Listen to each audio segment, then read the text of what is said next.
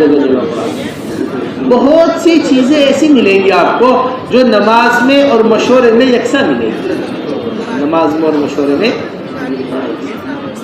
مشورے کا ایک ذمہ دار ہوتا ہے, نماز کا ایک امام ہوتا ہے. مشورے کے اندر ہر آدمی آ سکتا ہے, نماز کے اندر ہر آدمی آ سکتا ہے. نماز میں رائے نماز کے اندر دے کر دی جاتی ہے, مشورے کے اندر رائے مشورے کے اندر رہ کر دی جاتی ہے. نماز میں کسی کی کوئی جگہ مخصوص نہیں ہوتی, مشورے میں کسی کی کوئی جگہ مخصوص نہیں ہوتی. جس طرح نماز کے اندر نماز کا حق سمجھ کر نماز میں رائے دی جاتی ہے, اسی طرح مشورے میں مشورے کا حق سمجھ کر رائے دی جاتی ہے. یہ ساری چیزیں کسی چیز کی ہے؟ ساری چیزیں نماز کی طرح. جس طرح نماز مسلمانوں کے جمع ہونے کی جگہ ہے, اسی طرح مشورہ بھی مسلمانوں کے جمع ہونے کی جگہ ہے. مسلمانوں کے جمع ہونے کی جگہ.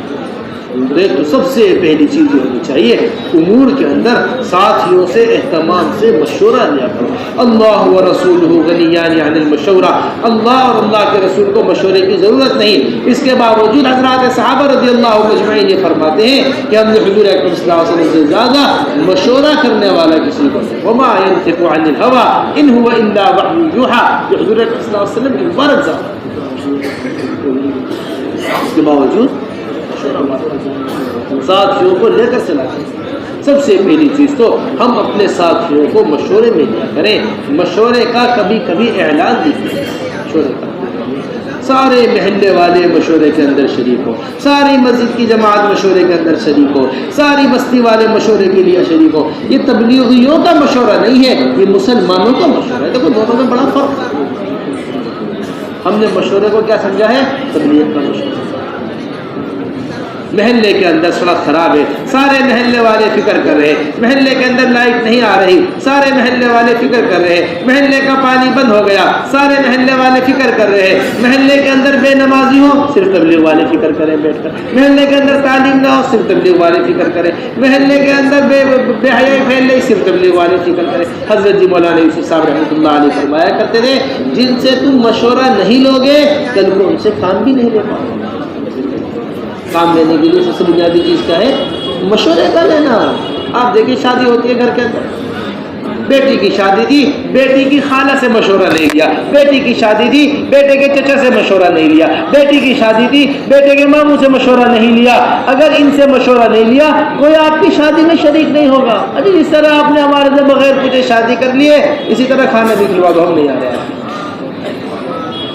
ایک شادی کی اجتماعیت ٹوٹ جاتی ہے رائے نہ لینے سے, پھر کام کی اجتماعیت کتنی ٹوٹے گی؟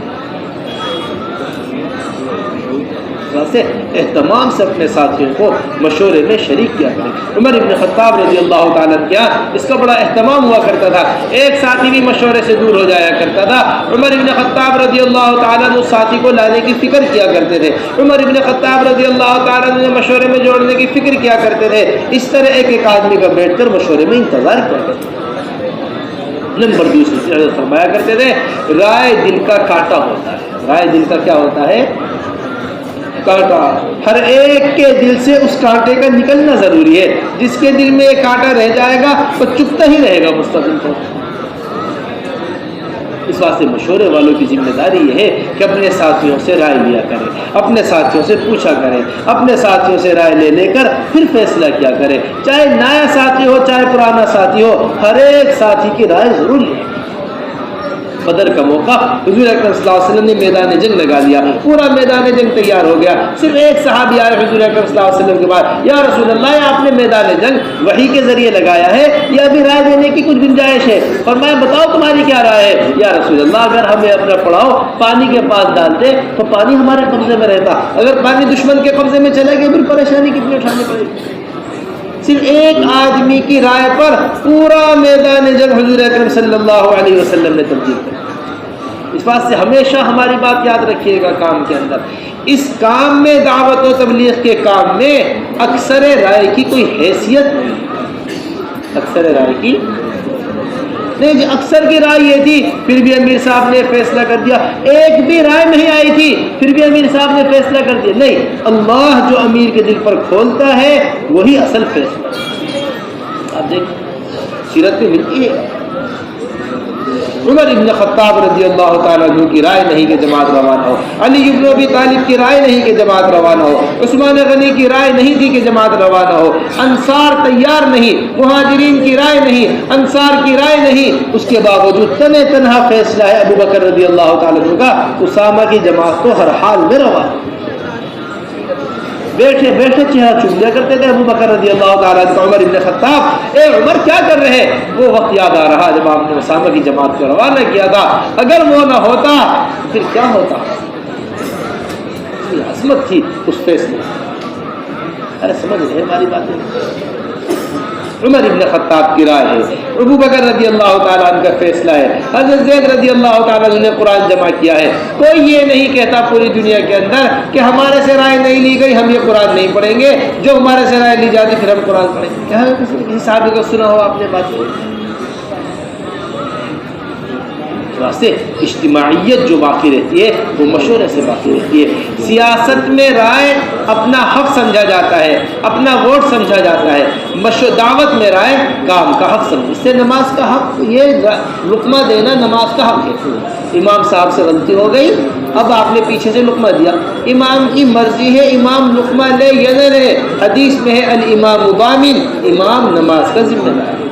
آپ ذمہ دار نہیں ہو پیچھے کھڑے ہونے والے، ذمہ دار کون ہے؟ امام صاحب۔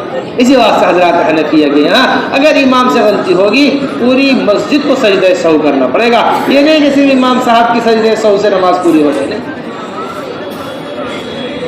یہ بڑی بات ہے، یہ بات کو سمجھنا ہے۔ رائے پر کبھی بھی اصرار نہ کیا کرے۔ دیکھو اختلاف رائے نعمت ہے لیکن مخالفت زحمت ہے۔ مخالفت کیا ہے؟ یہ لے کر آتی ہے پریشانی ساری کی ساری۔ صحابہ میں اختلاف رائے ہوا کرتی تھی۔ عثمان غنی اور علی ابن ابی طالب رضی اللہ تعالیٰ عنہما کے بارے میں آتا ہے، ایسا اختلاف رائے ہوا کرتا تھا کہ لوگ کہا کرتے تھے کہ اب یہ دوبارہ کبھی جمع نہیں ہوں گے، لیکن جب مجلس سے اٹھا کرتے تھے پہلے سے زیادہ محبت آپس میں بڑھی ہوئی ہو۔ کیوں؟ کیونکہ یہ رائے کو کام کا حق سمجھتے تھے۔ ہم رائے کو اپنا حق سمجھ، میری کیوں نہیں سنی گئی؟ یہ سب سے بڑی پریشانی ہے۔ یہ سیاسی مزاج ہے۔ سیاست میں آپ دیکھیے اچھا برا نہیں دیکھا جاتا، کون غلط ہے کون صحیح یہ نہیں دیکھا جاتا۔ ہماری پارٹی کی یہ رائے ہے، تمہاری پارٹی کی یہ رائے ہے، اکثر ووٹ جس کے ساتھ ہے اس کی بات چلنی ہے، تو بجائے ذہن اچھے برے کی طرف رکھتا، ذہن اپنی رائے کو مضبوط کرنے کے اوپر، اپنی رائے کو واسطے دعوت کے میدان کو سیاست کے میدان سے دور رکھا۔ ہمارا حضرت فرماتے ہیں کہ اگر رائے قبول کر لی جائے تو اللہ تبارک و تعالیٰ سے استغفار کرنا چاہیے، اور اگر رائے نہ سنی جائے تو اللہ کا شکر ادا کرنا چاہیے۔ اللہ کا شکر، اے اللہ تیرا شکر، میری رائے بغیر ہی کام ہو گیا، پتہ نہیں میری رائے کے اندر کیا نقصان ہوتا، اے اللہ تیرا شکر ہے میری سنے بغیر ہی فیصلہ ہو گیا، پتہ نہیں کیا بات میری رائے کے اندر ہو۔